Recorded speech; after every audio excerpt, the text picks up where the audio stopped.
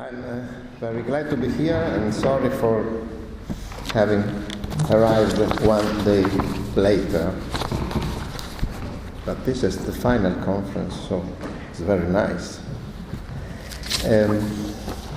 First of all, I would like to clear some basic concepts, very simple.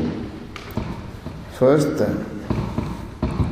identities, that is the topic of this conference, are mainly created by culture, and I would say by sharing culture. Second point, food habits are a main component of culture, of each culture. So, third act of this little theorem, food habits, sharing food habits, create identities.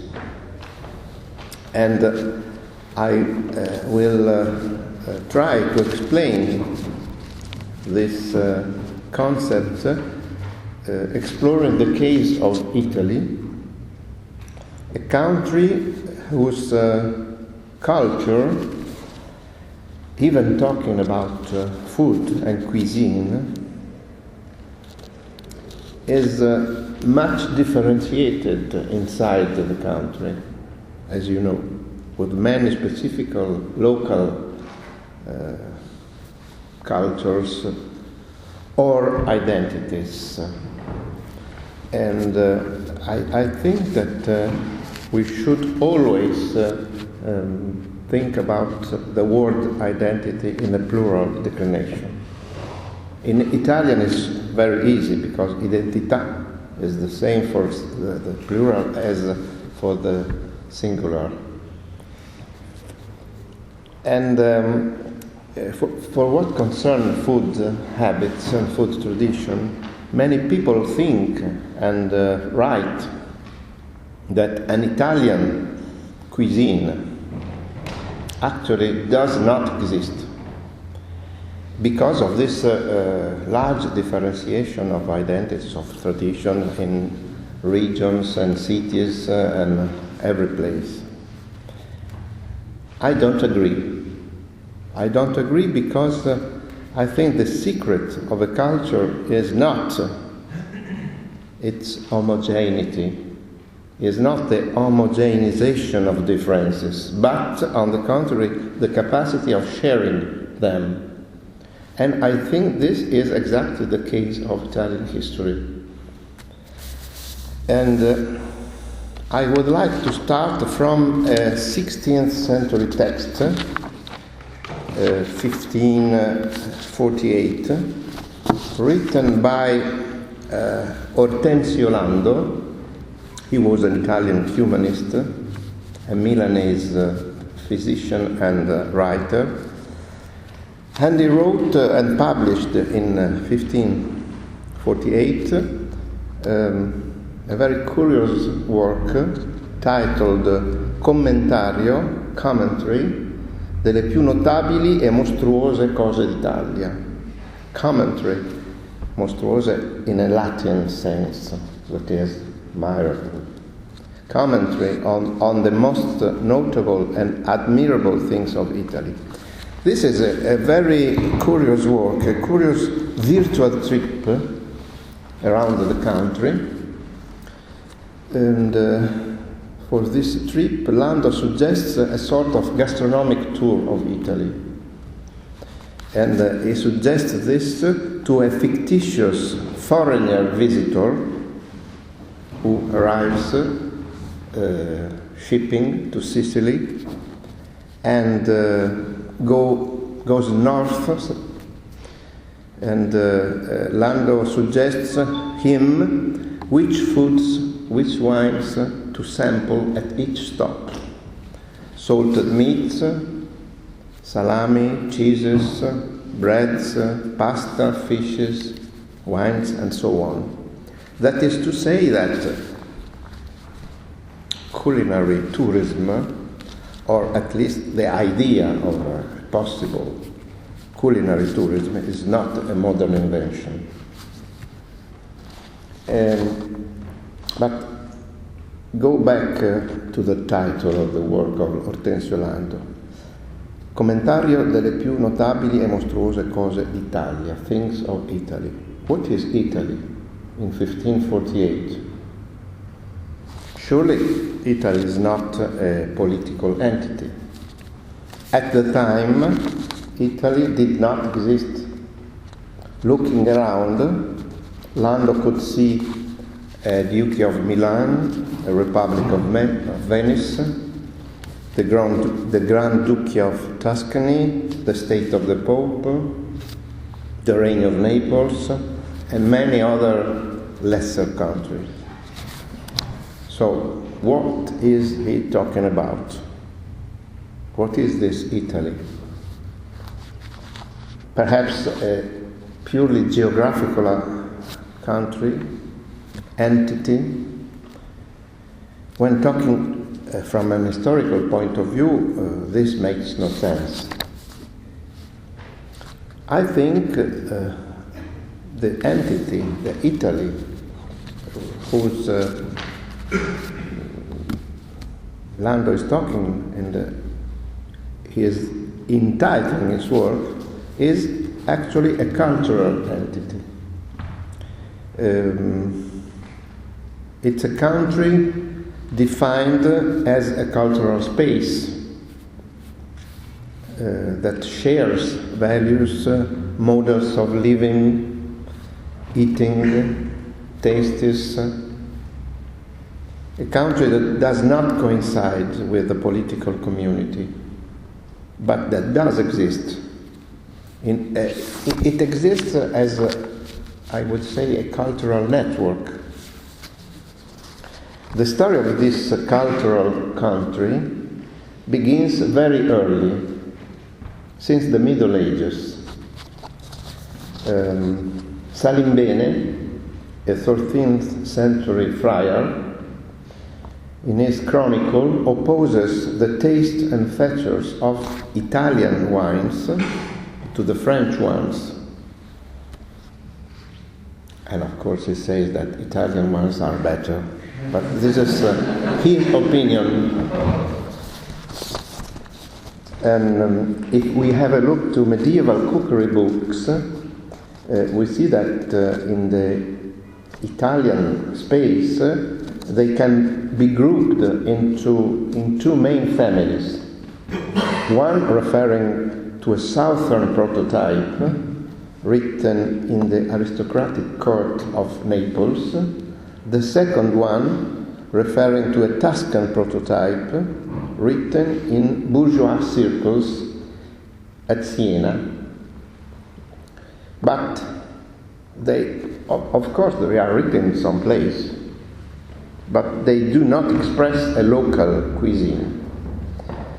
They were copied, adapted, used all over Italy, from south to north, from north to south, from east to west. Italy is very long, but it has also a largeness. Thank you. The culture these books, these recipe books represent is an interregional one, or better, I prefer to say interurban. Men, products, ideas, knowledge circulate from town to town, from city to city, spreading tastes and practices all over the country. Just for this reason, I think we can call it a country.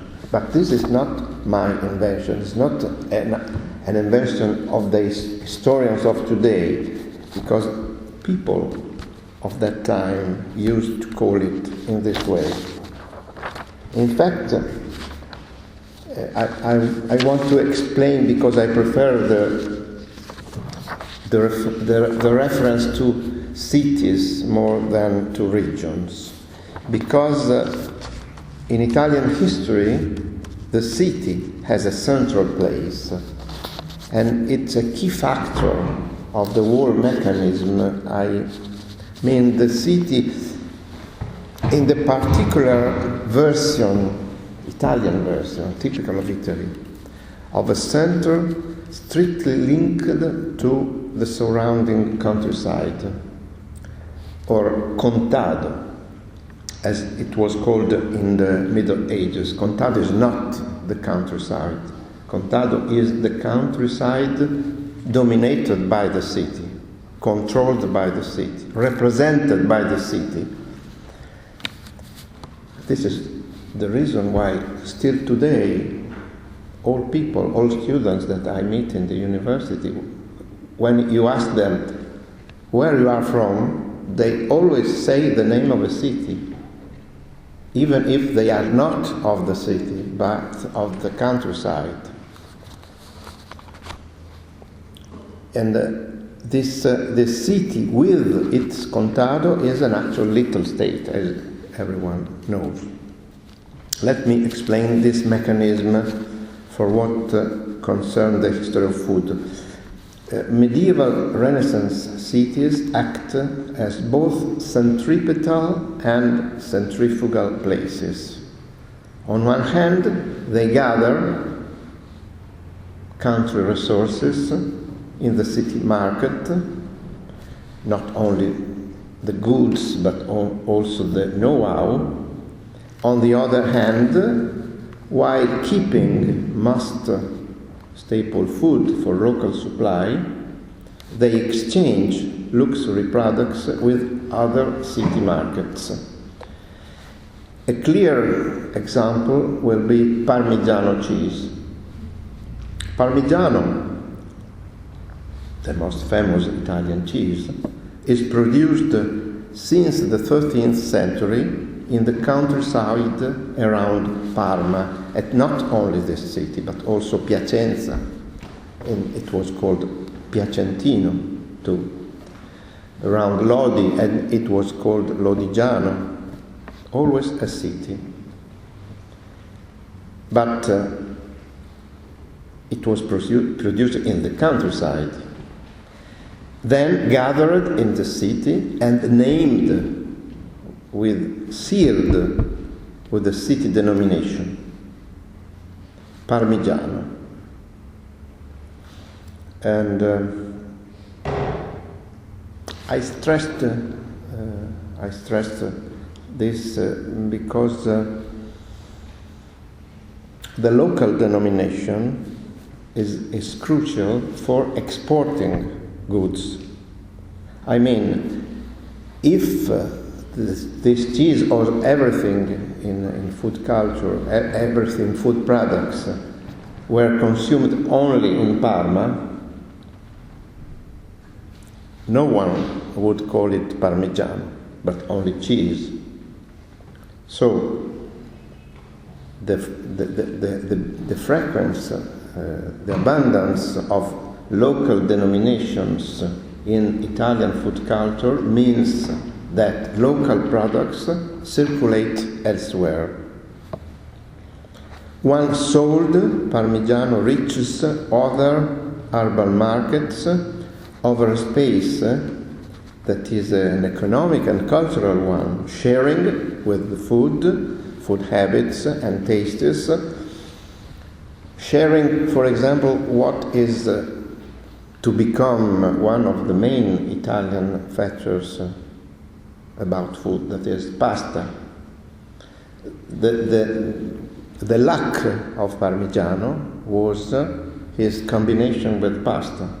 The two stories are parallel in Italian history. So everywhere we find the spread of Italian habit for eating pasta, the same habit of eating Parmigiano with pasta we found everywhere. Through this mechanism, the local production becomes a national one. I have said a very difficult word, national. It's a hard term, but in a few minutes I will explain why I assume that it can be used, it could be used.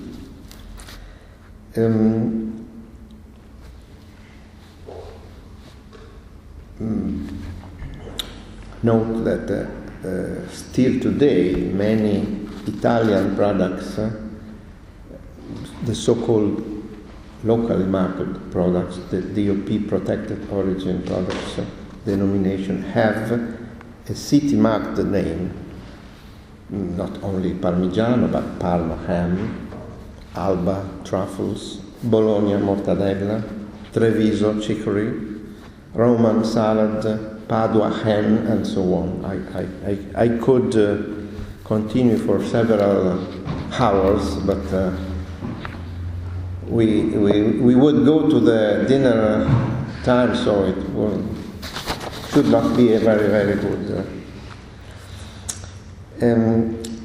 This is, I think, an evidence of the fact that city prevails in the history of Italian culture. The city dominates and represents a territory. The city resumes the territory and what the territory produced, and makes it circulate, creating a network of food culture.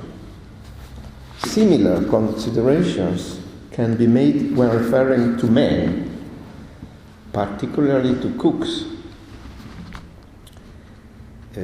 Exactly as the products or the cookery books, the men circulate all over the country, as other artists do. I mean painters, architects, musicians, poets, literary men. Why do we call Michelangelo an Italian artist and not a Florentine artist? Because he is a man that circulates all over Italy and works one day in Florence, the other one in Rome, the other one in Naples, and so on. Maestro Martino, the main Italian chef in the 15th century, and I quote him because he is the first cook with a name in the history of Italian cuisine, is a native of the Alp region in the extreme north of Italy, but it works in Milan, in Rome, in Naples.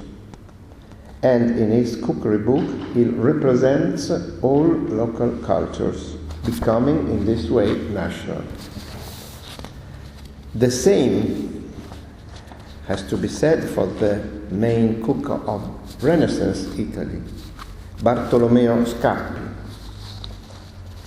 It is the author of the most important, I think, book, not only of Renaissance Italy, but all over the history of Italian cuisine, published in 1570. After accumulating a wide experience in Milan, Venice, Bologna, and Rome, where he worked as the private cook at the court of the Pope, of two successive popes, he collects what we can call a sort of anthology of local specialties, a sort of compendium of Renaissance food culture, sharing knowledge and practices of everywhere. This is a method that seems to be typical of Italian tradition. Scappi simply selects different recipes. He places them side by side. He does not choose the right one. A feature that is typical of Italian food culture is the non-existence of right recipes, because recipes are all different and all right. It's a very democratic model, very different from the French one, that is a monarchic, republican, but highly monarchic model of cuisine, with very clear, with rules that must be respected for making something. An example from Scappi to clear this method. Scappi devoted several recipes to pies that seem to be a typical specialty of the time. But an Italian pie does not exist, is not thinkable. Scappi proposes many different kinds of pie, 4 of which are referred to local tastes: the Milan style pie, the Bologna style pie, the Genoa style pie, and the Naples style pie. What changes in these different models of pie are the ingredients of the filling: different meats, different vegetables. The ingredient for the pastry, with eggs, without eggs. The seasonings, butter, olive oil, according to the cases. The shape, higher shape, lower shape, closed shape, as a pie should be, but even open shape.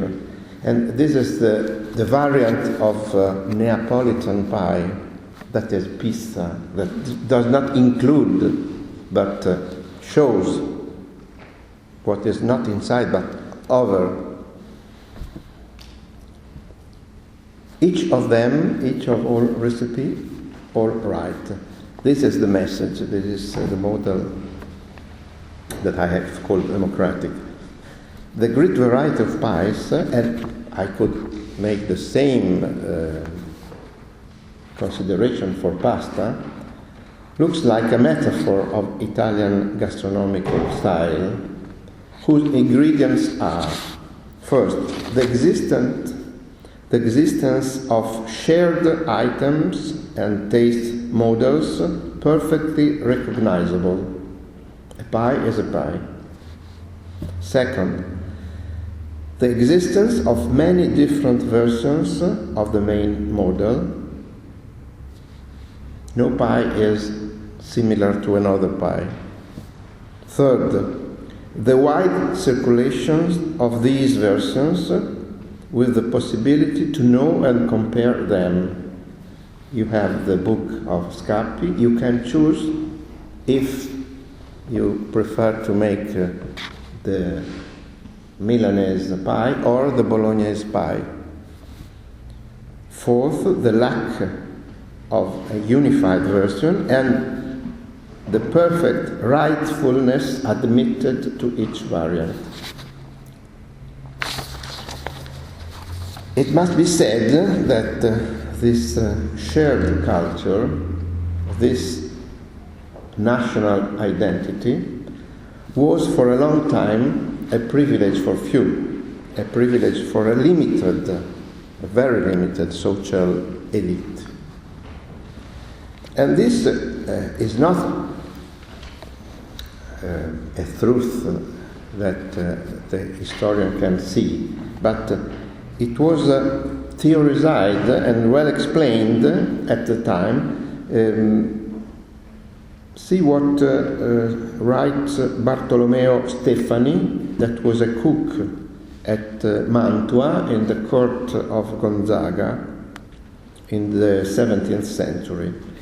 In the cookery book he published in 1662, he recommends the rich not to confine themselves in eating, quote, the bread of their own city, that is, local food, local identified with city, the bread of their city, as good food can arrive from anywhere, in any time of the year.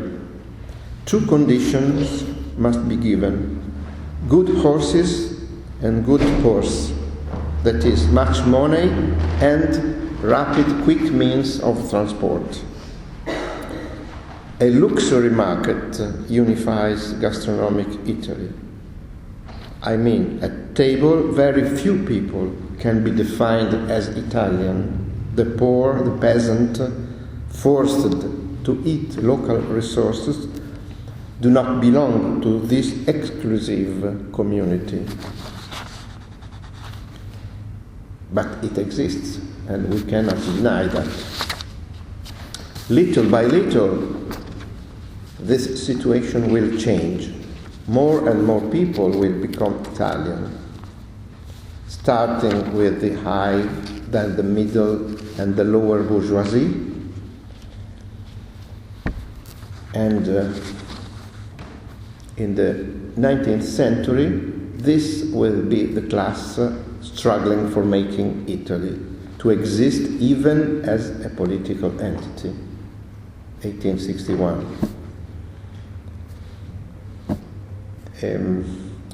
Perhaps you know that Massimo d'Azeglio is always quoted to have said, l'Italia è fatta, ora facciamo gli italiani. Italy is done, now let's make the Italians. This was true, but I would like to correct this phrase, this sentence. Italy is made, let's make the Italians more numerous, because the Italians did already exist, and since many centuries. Let's go to the end of this century, the 19th century. 3 decades after Italian unity, 1891, a man called Pellegrino Artusi published a cookery book, La scienza in cucina e l'arte di mangiar bene, Science in the Kitchen and the Art of Eating Well, explicitly planned as the cookbook for the new unified Italy. To accomplish his project, Artusi employs a very innovative methodology that I love to call an interactive methodology. He collects recipes from all regions and cities. Scapit himself had done this, but what is new is that Artusi establishes by mail, printed mail,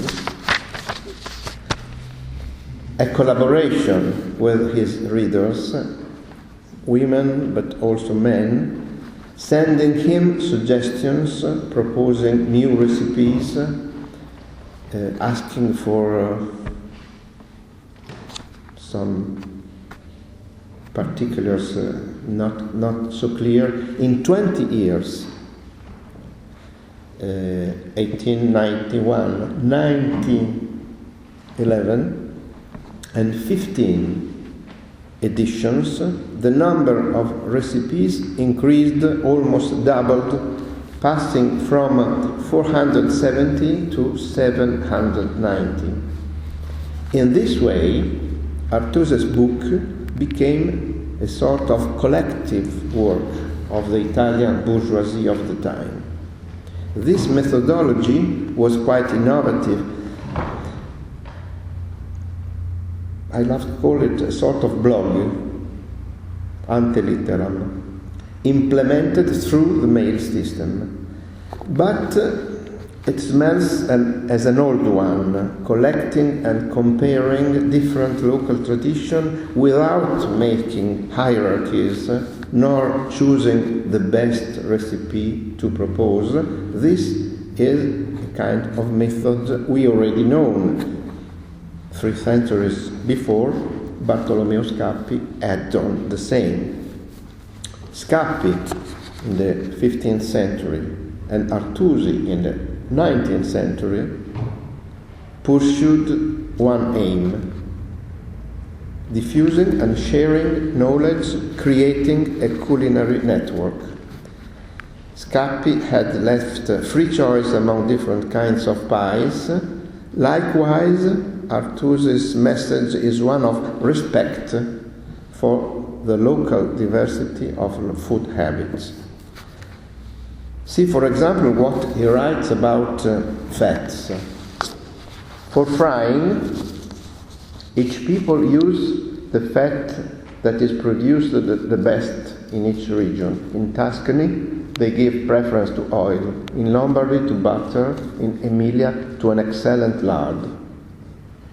Diversity is included as a non-removable feature of the Italian national identity, an identity that is founded, based on the diversity. Artusi's cookery book had an extraordinary success. For more than 100 years after its last edition, 1911, the very year of the death of the author, it was continuously published, bought, employed until today. It entered the houses of many Italian families, not only urban and middle-class ones, but, passing the time, also among peasants' family. This is worth to be explained as a crucial question for understanding the character of Italian food culture and the way it historically took shape. In fact, the urban and middle-class cuisine that Artusi represented was not a self-referential culture. It was largely based on peasant traditions that the urban bourgeoisie used to select and reinterpret, choosing the best, the richest, the feast cuisine of the countryside. At that time, middle-class families always had a peasant servant working at home. The relationship between the two worlds, the two cultures, was not a theoretical one, but a practical, physical, human presence in the house and in the kitchen of peasant culture, peasant women and men. Artusi himself had a servant named Marietta, Little Mary, a young peasant woman from Tuscany, working with him in his house in Florence, where they experimented together all the recipes to be inserted in the book. Their collaboration is the best evidence of the merging of popular culture and elite culture. Marietta was not a simple executor, but an actual co-creator of that cuisine. As Artusi himself recognized in his will, leaving her the royalties of the book. Only this, I think, can explain the mystery, that is not a mystery, of Artusi's extraordinary success. At the end of the 19th century, when the book was conceived, only a minority of Italians were able to write and read.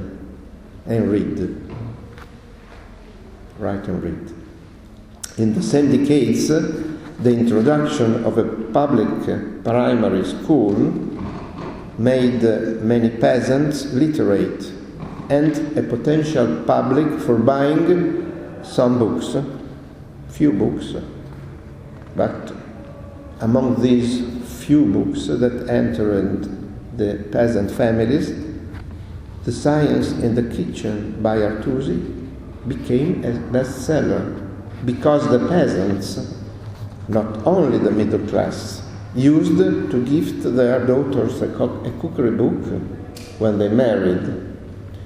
The question is, why did they choose that book among the many they could find on the market?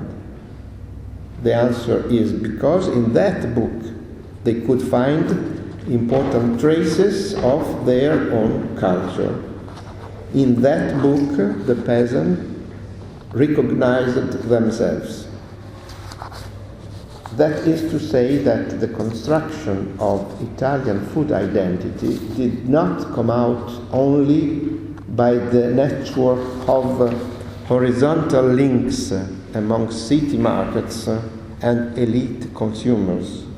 A second fundamental network of vertical links can be traced between popular culture and upper class culture, urban and rural cultures. The possibility to verify the existence of such vertical links as well in the medieval Renaissance cuisine, when the cookery books were addressed to a very select social elite, would be a very important trace to measure the actual national dimension of Italian gastronomic culture, in a social meaning, not only geographical meaning.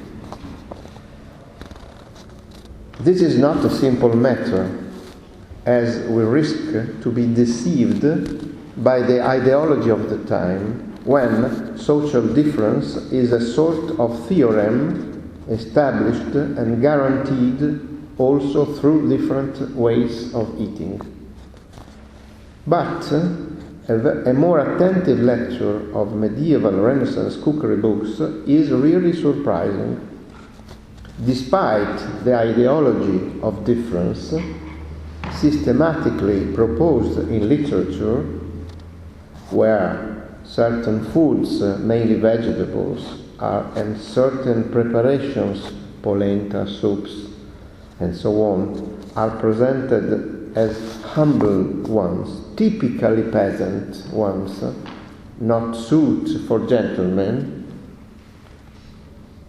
Despite of that, medieval and Renaissance cookery books written for higher classes include these same foods and preparation in recipes explicitly destined to the lords. This is an apparent contradiction, but to overcome this contradiction, humble food is always subjected to manipulations, both technical and symbolic, that clarify the new frame inside which they are included. The main ennobling strategies are, first, using a peasant recipe not as a main dish, but as a simple side of something precious and prestigious. For example, serving cabbage not only as a cabbage dish, but cabbage with meat. Second strategy, using a peasant food as a simple ingredient of a refined dish. Example, garlic, that is always described in literature as a peasant product. When put inside a roast chicken, it becomes a food that can be served also in a rich table. Third, enriching a peasant food with a precious ingredient, and this is the case mainly of spices. We can find for example, in Bartolomeo Scappi's work, recipes of polenta, a very, very popular peasant dish, but added with spices. In this way, polenta becomes other. Nevertheless, the peasant aftertaste of this cuisine is always clear. And that is why, referring to cuisine knowledge and practices, we are really talking about, I repeat, a national Italian heritage. National in the sense of the men and women, of the persons that live in this country. Let's go now to Renaissance cuisine. Bartolomeo Scappi includes in his great cookery book many simple preparations made from common popular products, with the usual ennobling strategies. Moreover, he does not hesitate to acknowledge in the plebeian simplicity of certain preparations a superiority not easily exceeded by the refinement of the court cook. This is very important, I think. Scappi often makes explicit reference to lessons learned from peasants, from fishermen, about certain ways of preparing food. For example, after having provided the recipe for a turbot, rombo, in sauce, he claims to have learned it, I quote, "At the time I was in Venice and in Ravenna, among fishermen from Chioggia and from Venetians who made the best potage of the entire sea coast." In short, Scappi admits that he learned this or that recipe attending the fish market.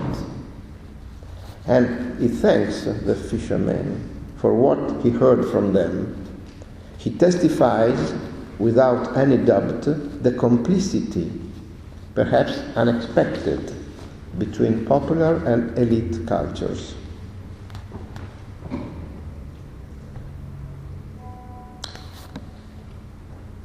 He is and makes us aware of the role the peasants and humble people had in building the gastronomic heritage of Italy. The heritage of gastronomic knowledge collected in the kitchens of lords' mansions. We must remember that cooking for the rich was not made by the rich. I go to conclude with a question. Why Italians always talk about cuisine, about food? Mainly at table, but not only at table. My answer is that in culture, more than in other collective dimensions, they find and express their national belonging. That's why the story itself of Italian political identity is often told with gastronomic metaphors. I make you an example. Italy's political unification in 1861 technically occurred as a conquest and annexation of the south by the north. After Garibaldi's exploit in Sicily and the Kingdom of Naples, the King of Piedmont, who already had unified the north, became the King of Italy. Metaphorically speaking, conquering Naples was beginning to eat pasta. Until then, a typical food of southern Italy. It is not a suggestion of mine. It was thought and said by the very leading actors of the event. Let's see. Garibaldi, after taking possession of Sicily, is going to enter Naples. Camillo Cavour, the Piedmont Prime Minister, writes a letter to his ambassador in Paris, and he explains the situation in this way. Oranges, he means Sicily, are already on our table. Macaroni are not yet perfectly cooked.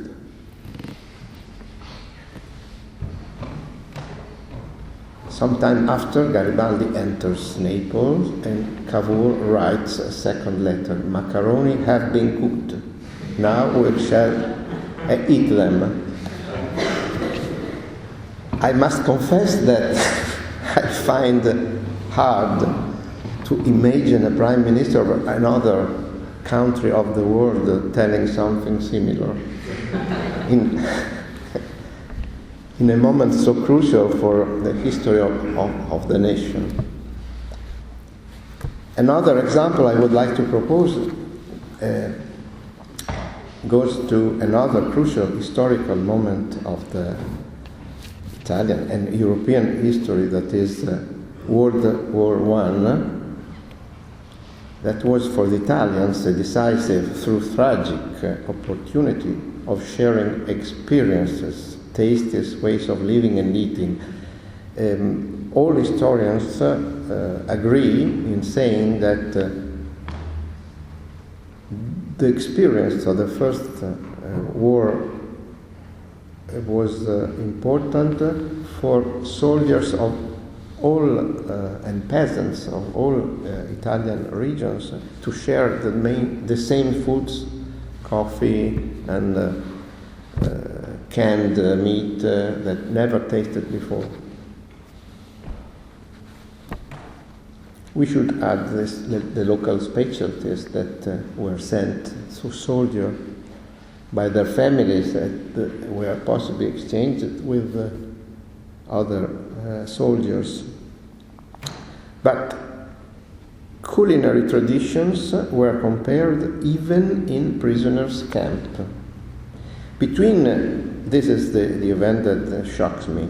Between 1917 and 1918, in a camp near Hanover in Germany, 3,000 Italian officers were secluded.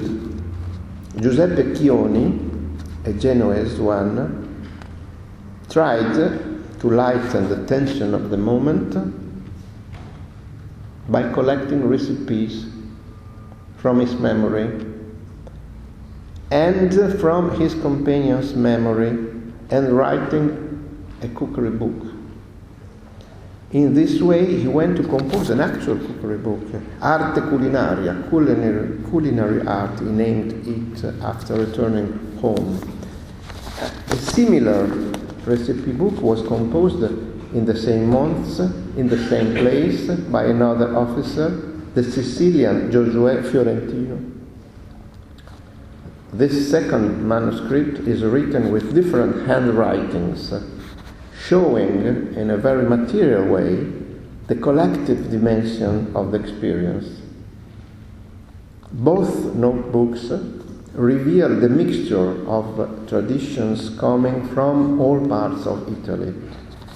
And that is an extraordinary proof of the crucial relationship existing in Italy between cuisine and national identity, always in the same way, sharing experience without claiming to be the right owner of the truth.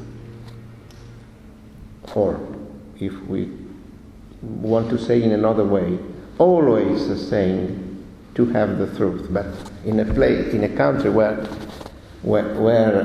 everyone have the truth, you understand that no one has the truth. Everyone makes the recipe better than the others, and then no one makes it. Once again here, sharing is the main choice. Once again, food culture is the main way for feeling and telling an identity. And in so a dramatic moment, in the same way as it was dramatic, the moment of the conquering of Naples by the King of Piedmont. This is the history of Italian cuisine. It shows that it's not impossible to found a national identity on local diversity.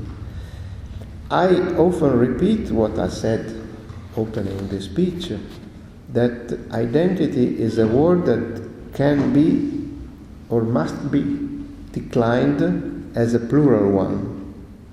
Your identity can be both local and national, both Italian and European, both European and global.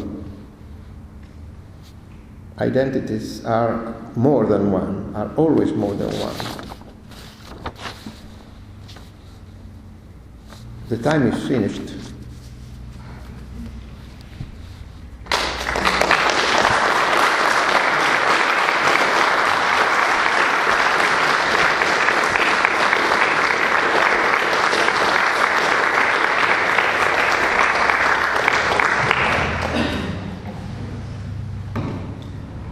Questions, comments, please.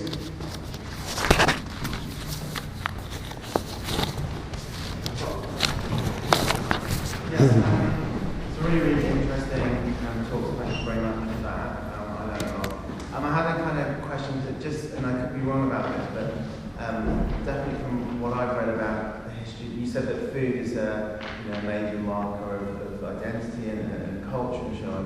And there seems to be a lot of histories and writing about sort of food and how people are eating, I mean, particularly from the thinking about sort of British history, okay, why do you write about British food then? Because it's terrible. But, I mean, the extent that there is, there's a lot on the 18th century, the 19th century.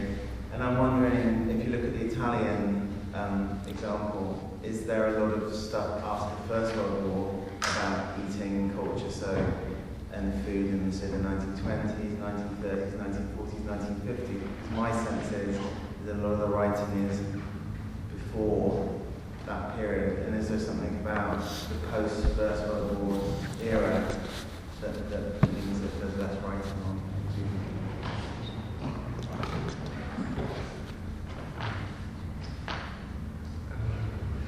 If there is writing after the First and the Second World War about food, or is it focused on before the Second World War?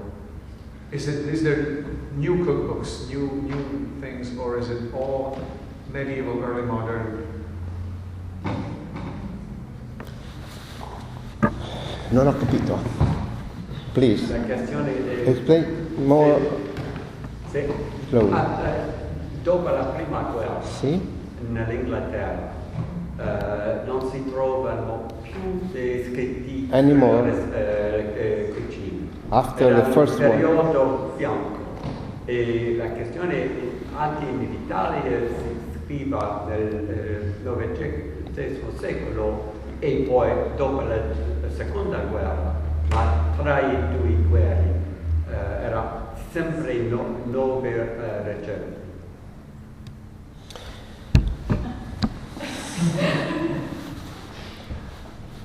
I cannot make a comparison with the England and Italy, but in Italy, the period between the two wars is not empty. It's not empty of gastronomic literature. On the contrary, we have I would not say an explosion, because already in the past century there were many books on that. What is typical of Italian gastronomic culture in the period between the two wars, that is in fascist period, is the invention of a regional culture. That is, today everyone in Italy talks about regional cuisines. And this is a very ambiguous word, because regions for us are administrative entities, political entities. So we everyone today, if you go now to the Expo in Milan, you will find very big restaurants with 20 regional possibilities. Tuscan cuisine, Abruzzo cuisine, Ligurian cuisine. I think this is not correct viewed from an historical point of view, because our tradition is more on cities than on regions. Regions are a very, very modern invention. But it is an invention that dates from the fascist period, when there is insistence on local cuisines, rural cuisines, becomes more and more stressed. In the period between the two wars, fascist culture brings to emphasize the peasant culture of the country, the necessity to be autarchici, come si dice, self-sufficient, and so the rhetoric of the good Italian, and this leads also to the birth of the first journal of Italian cuisine that is called La Cucina Italiana. It was whose birth is 1927, and the first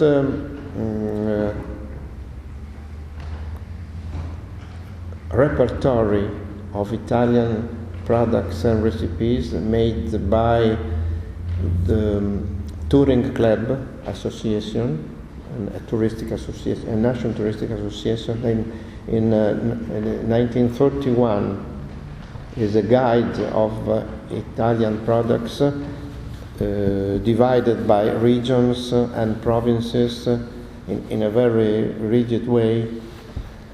So I would say that the period between the two wars is very interesting for the attention that is paid, and many other cookery books appear. Artusi is the most popular one. Besides Artusi appears Adaboni, still today published. Adaboni is a different model of cuisine, more refined, more for the rich. I don't know if I have answered your question.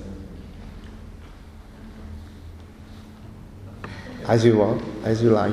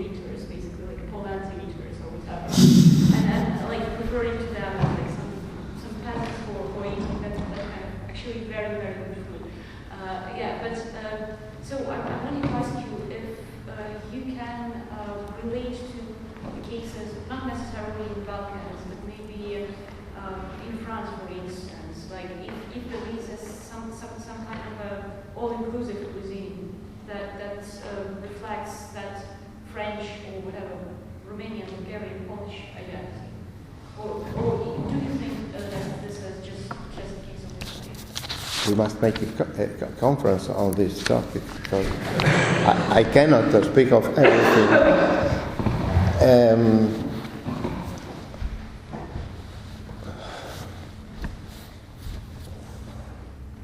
I don't know if this is the case only for it. I don't think so. But what is very clear in Italian culture is the importance of food as a component of the cultural identity, locally marked. That is the way of Italian, is the way in which Italian culture was created in the centuries. In every, if you go to other fields, cultural fields, sometimes we read Italy has the best artistic heritage in the world. I think these are totally useful considerations. The problem is not to have the best or the biggest, but the most widespread in the country. This is the typical of Italy, and you can find this in all cultural aspects, arts and cuisine. And you mentioned the nicknames that are used for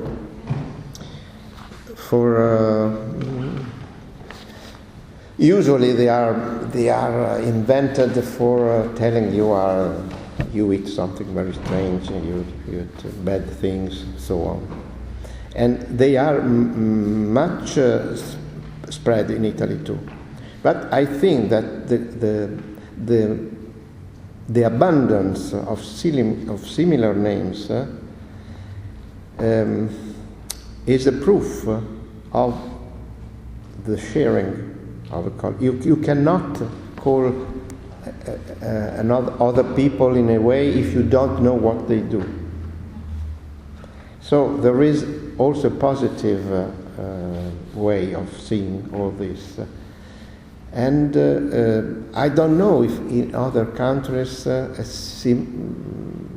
is a similar situation. I really don't know. For example, in France, you quoted France, has a very important gastronomic heritage everywhere. But the problem for French is a problem of representation, because French cuisine has a capital, has one city. The French names Paris the city, and all the other country is a province. If you don't live in Paris, you live in province. So the image that comes out from it's a sort of representation of French culture. If you want, is the same mechanism that functions for Italy, but in France you have one city and one market. All other cities they do exist, of course, but they have no evidence for nominating the products, for representing the culinary traditions of the country, because they are cities. They are not state cities like in Italian tradition since the Middle Ages.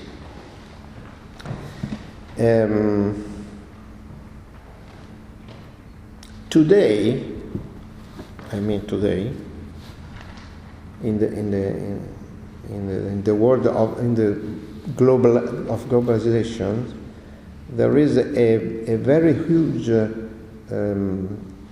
request for local food, and Italian cuisine is very popular in the world, I think, because the image that Italy has communicated during the centuries is exactly that of a cuisine that is much differentiated inside. The French one, no. The differentiation of French cuisine has been occultata, come si può dire? Shaded. Obscured. by the force of the capital that represents all nations.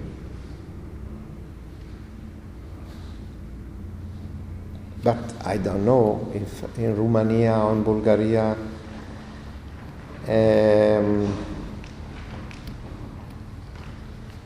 you must study that.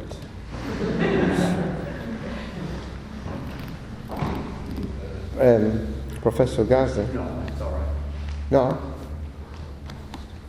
It's very clear that you're talking about food and you're talking about the importance of diversity within the identity, and this is a powerful statement about many other aspects of what it is to make up a nation.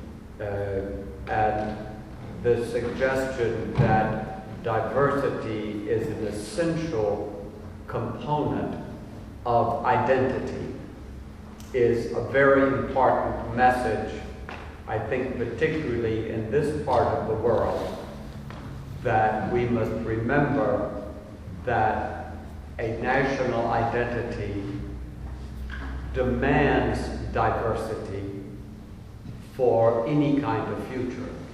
So I simply wanted to say that I thought that your presentation of Italian cuisine is a very powerful message at the end of this conference here in Istria, in Croatia, on identity, past, present, and future.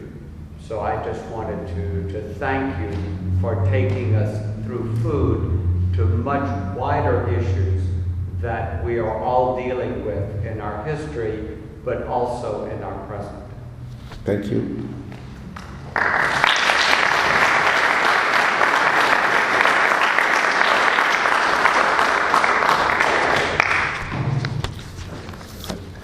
Yes, I think that not only diversity is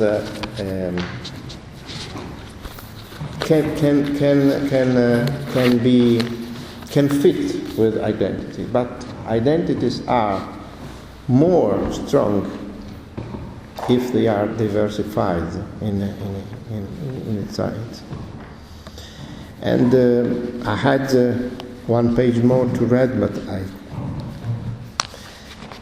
in Italy we have a case of a city that is the city where I teach, Bologna, that was renowned since the Middle Ages as a sort of capital of food culture. It was named Bologna Grazia, Fat Bologna, in the positive sense that this word had in medieval language.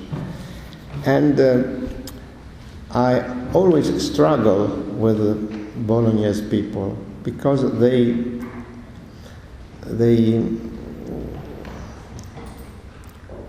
credono, come si dice? They believe that this fame of Bologna is related to the quality of food of this city. And I try to explain that is not the case, because the fame and the very strong identity of this city is related to the presence of a university. That means the circulation, the mix, the hybridization of different cultures, of different tastes. That is the capacity of this city to accept, to host many foreigners, and to create through the exchange with other cultures a very, very strong identity. And there are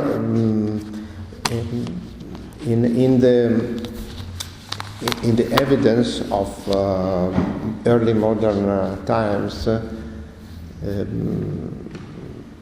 news such as the existence in Bologna of taverns where one could eat in a Polish way, or in a French way, or in the German way, or I think this is the real secret of the strong local identity of Bologna, that is the capacity to be an international place of exchange with other cultures. Sorry. I was going to ask you if I get your point, and we can talk about national cuisine in Italy from the 16th and 15th and 16th century, because of this network that was created between the elites from different regions and the peninsula. If this is the point, it was clear also that until the late 19th century, let's say pasta and pizza were not part of this cuisine. In this case, wasn't this something completely different from what is Italian cuisine in the 20th century? Yes. Or if there are some symbolic dishes, which were they?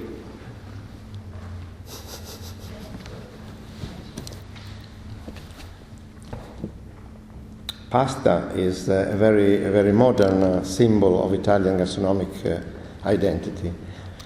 Even if since the 13th century we have evidence in the sources of an item that is produced, consumes more than in other countries, in European countries.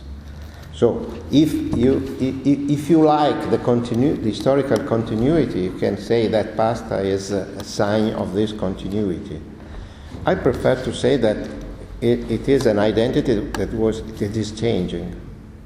I always say that when talking about identity, we must keep clear two concepts. The first one is that identity is a plural word, and that identity is more stronger if combined with exchange.